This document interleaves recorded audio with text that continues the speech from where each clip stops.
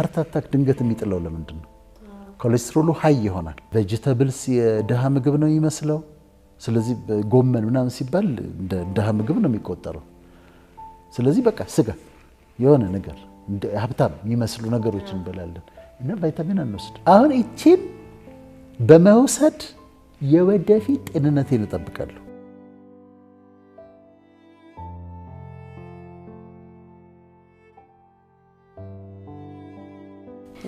አንድ ምሳሌ ልንገርሽ። በጣም ገንዘብ ያላቸው ሀብታም ወዳጆች አሉ እና አንድ ቀን ድንገት ምሳ እየበላን ጥያቄ ጠየቅኳቸው። ቫይታሚን ተወስዳላችሁ አልኳቸው። ቫይታሚን ለምንድን ነው የምወስደው? ቫይታሚን እኔ ጤነኛ ነኝ እኮ ምንም ችግር የለብኝም አለኝ። አንዱስ ኧረ እኔ አስቤውም አላውቅ ለምን ወስዳለሁ አለ። ቫይታሚን ተዘጋጅቶ ተቀምጧል። እንደውም አንድ ነበረች እዚህ ውስጥ ቻትልሽ እዚች ውስጥ ቫይታሚን ኤ አለ፣ ቫይታሚን ቢ1 ቢ2 ቢ6 አለ፣ ቫይታሚን ሲ አለ፣ ቫይታሚን ዲ አለ፣ ቫይታሚን ኢ አለ። ግን ቫይታሚኖች ብቻ አይደለም፣ አይረን አለ፣ ፎሌት አለ፣ ኮፐር አለ፣ ማግኒዚየም አለ፣ ማንጋኔዝ አለ፣ ሚነራልም አለው ማለት ሚነራሎቹ በሙሉ አሉ እዚች ውስጥ። በቀን አንድ እቺ መውሰድ ማለት ህይወትሽን ማስተካከል ማለት ነው። አንድ እቺ ለምንድን ነው እኛ የተሰራነው? ከሚነራልስ ነው። ለምሳሌ አጥንታችን የተሰራው ከካልሲየም ነው። እንደምታውቂው ወተት አንጠጣም። ካልሲየም ወተት ውስጥ አለ፣ ግን ወተት አንጠጣም ብዙ ጊዜ።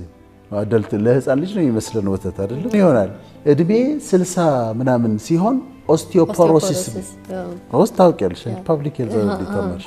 ኦስቲዮፖሮሲስ ይመጣል፣ አጥንት መሳሳት ይመጣል። ሌላው ማግኒዚየሙም፣ ፖታሲየሙም፣ ማንጋኔዙም፣ አይረኑም፣ ኮፐሩም፣ ፎሌቱም። አሁን አይረን ለደም መስራት በጣም ይጠቅማል። ቫይታሚኖቹ በሙሉ ለፀጉርሽ፣ ለቆዳሽ፣ ለሁሉ ነገር የሚሆን እዚች ውስጥ አለች። እቺን የሚወስዳት በቀን አንድ የሚወስዳት ሰው ስንት ነው? አሁን በተለይ እንደውም ኢትዮጵያ ውስጥ የምንበላው ምግብ ብዙ ጊዜ እንጀራ በወጥ እንበላለን።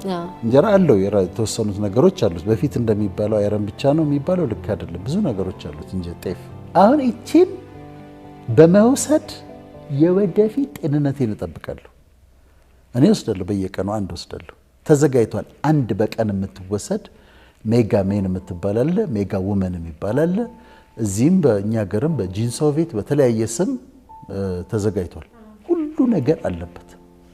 1000 ብር ስጋ እንገዛለን፣ 200 ብር ይህን አንገዛም።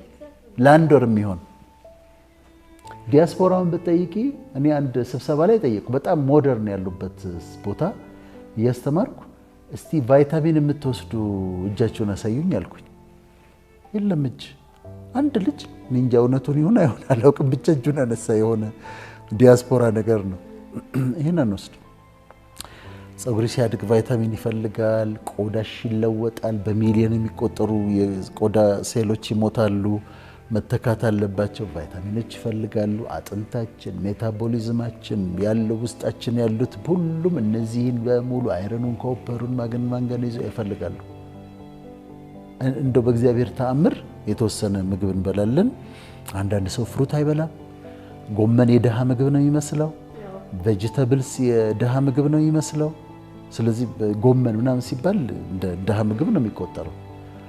ስለዚህ በቃ ስጋ የሆነ ነገር እንደ ሀብታም የሚመስሉ ነገሮችን እንበላለን እና ቫይታሚን አንወስድ። አሁን ሰልፍ ኬር ሲባል አንዱ ይሄ ነው።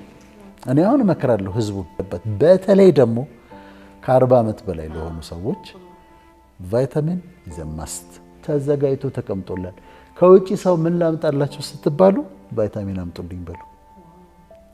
ተዘጋጅቶ ሜጋሚን በተለያየ አይነት ተዘጋጅቶ ሁሉን ነገር ከተው አዘጋጅተው እዚች ውስጥ አድርገው ዋጣት ብለው ሲያስቀምጡ እቺን አሉጥ።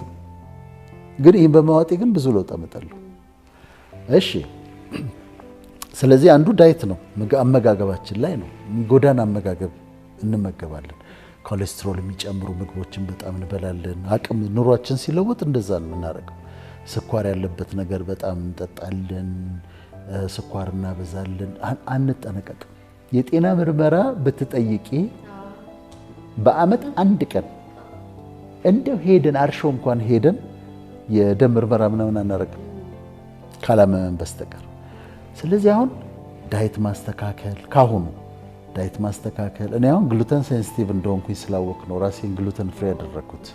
የተለያዩ ነገሮች የማያቸው ምልክቶች ነበሩና በተለይ አንድ ግሬን ብሬን የሚል መጽሐፍ አነበብኩ። ከዛ ችግሬን አገኘሁት። ሙሉ በሙሉ ግሉተን አቮይድ አደረኩ። ከዛ ኤክሰርሳይዝ ማድረግ ወክ ማድረግ እንደ አይነቱ እንደ አቅምሽ ጂም ሄደው ጂም ይሄድ ጂም ሄድ የማይችለው ወጥቶ አንድ 30 ደቂቃ ወክ አድርጎ ይመለስ። ምግባችን ውስጥ እንትን ጨምርበት፣ አታክልትን ጨምር፣ ጎመን ከየአይነቱ በልችን አቅም እሷን እናድርግ። ከዛ ራሳችንን ጠብቅ፣ ጤንነታችንን ጠብቅ። አንዳንዴ እየሄድን እንመርመር፣ ራሳችንን ቴክ ኬር እናድርግ። ከዛ አሁን አይታወቅሽም ልጅ ስለሆንሽ በኋላ ላይ ነው ወደ 60 ምናምን ሲመጣ እድሜ ከፍ ሲል አሁን የጎዳሽው ሰውነት የዛ ጊዜ ይጠይቅሻል። ስለዚህ ለራሳችን ሰልፍ ኬር። እነዚህ ሰዎች አንዱ የተጸጸቱበት ኤክሰርሳይዝ አላደርግም ነበር፣ ዳይቴ ዝም ብዬ ጃንክ ፉድ ነበር የምበላው፣ ጤነኛ ነኝ ብዬ ዝም ብዬ እያገኘሁትን ነበር የምበላው፣ ያው አሁን ሂሳቤን አገኘሁ ይላሉ። እና ሰልፍ ኬር በጣም ኢምፖርታንት መመርመር ነው። ሌላው አሁን ከዚሁ ጋር የተያዘ ጡት፣ ሴት ጡት ብሬስት ካንሰር ያጠቃቸዋል አይደል? ምን ይመከራል? ጡትሽን በየቀኑ ኤግዛም እንድትማረግ አለብሽ። ጡቱን በአራት ይከፈልና አፐር አውተር ኳድራንት አለ፣ ሎወር አውተር ኳድራንት አለ፣ አፐር ኢነር ኳድራንት አለ፣ ሎወር ኢነር ኳድራንት፣ ሎወር አፐር ኳድራንት አለ። ለአራት ትከፍያለሽ። ከዛ በኋላ ቀስ ብሎ እንትን ማረግ ማሸትና ቼክ ማረግ እብጠት አለ ወይ እኔ ያበጠ ነገር ካለ ቼክ አረግሽ፣ ይሄኛው ቼክ አረግሽ ኤቭሪዴይ። ይሄ ፕሪቨንሽን ነው። ከዛ ምንም ነገር ያበጠች ነገር ስትገኝ ወዲያው ትያዛለች። ስለዚህ አሁን ከዛ በተወሰነ ጊዜ ደግሞ ማሞግራፊ ምናምን ይባላል ቼክ የሚደረግ ግን አትሊስት ይሄንን በእጇ ነው እኮ የምትዳስሰው። የሆነ ቲዩመር መጥቶ ካበጠ በኋላ ድንገት ስታገኝ እዚህ ጋር አብጧል ምናምን ብላ ትደነግጣለች። በስብሶ ሁላ የሚደርሱ ሰዎች አሉ። ግን አሁን ዝም ብላ ራሷ ማሳጅ እያደረገች ጡቷን ቼክ ማድረግ ትችላለች። ይሄኛውን ኳድራንት አፐር ኢነር፣ ሎወር ኢነር፣ አፐር አውተር፣ ሎወር አውተር እንደዚህ መከፋፈልም የለባት። በአራት ትክፈልና እንደዚህ በመስመር ከዛ ችኛዋን ቼክ ማድረግ። ወንዱም እንደዛው ነው። አሁን ዩሪክ አሲድ ቅድም ያልነው ምርመራ ውስጥ ዩሪክ አሲድ አለ፣ ኮሌስትሮል አለ። ሃርት አታክ ድንገት የሚጥለው ለምንድን ነው? ኮሌስትሮሉ ሃይ ይሆናል። ከዛ ለልብ ደም የሚሰጡ ቧንቧዎች አሉ። እዛ ላይ ቧንቧዎቹ ውስጣቸው ይለጠፋል። ይሄ ኮሌስትሮሉ ውስጥ ይለጠፋል። ከዛ ያጠበዋል። አንድ ቀን ይዘጋዋል። ሲዘጋው ጠብ ነው የሚለው እና ራስን መንከባከብ በጣም ያስፈልጋል። እና አሁን እኛ ምናልባት አንድ ቀን ሙሉ ፕሮግራም እዚህ ላይ መስራት ይኖርብናል። ምክንያቱም ዲያቤቲክ ሆነው ስኳር ውስጣቸው እያለ ኦርጋኒሽን ይጎዳል። ውስጥ ለውስጥ ሳያውቁት ረዥም ዓመት ይቆያሉ። ደም ብዛት ኖሯቸው ረዥም ቼክ ማድረግ እንደ ታመመ ሰው ወይ እንደ አለማመን ደግሞ ይቆጠራል። አሁን ሄድሽ መመርመርን እንደ እምነት ማጣት በእግዚአብሔር ላይ አለመተማመን ምናምን አይደለም። ስለዚህ እናደርጋለን። ለፍቶ ቁጭ ብሎ ኢንጆይ የሚያደርገው ጊዜ ከሌለ ምን ዋጋ አለው? አሁን ነጮቹ እርሊ ሪታይርመንት የሚሉት አላቸው።